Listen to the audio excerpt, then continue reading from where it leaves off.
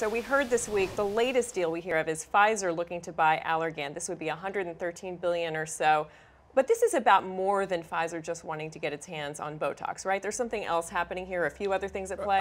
The latest and the biggest. Look, this has been happening for a while in the pharmaceutical business, in part because they're not doing a particularly good job developing new drugs, and so acquisition becomes the way you grow. So I think in the case of Pfizer, that's part of what you're seeing here. The other thing is the inversion. This would allow Pfizer to move its tax jurisdiction outside of the United States to Canada and reduce its tax rate. Now, that's kind of an interesting and controversial proposition. There is a bill in Congress that would retroactively end that, the ability for them to do that. But I think they're making a bet that that bill isn't going to, like most bills in Congress these days, isn't going to get through. But can we expect, Andrew, to see some pushback from an antitrust standpoint on this? I mean, these are two giant pharmaceutical companies with a lot of overlap. We're definitely going to see scrutiny. I mean, the reason they're doing this is for buying power as well. I mean, you know, these are companies that have to worry about drug prices, have to worry about this, that, and the other.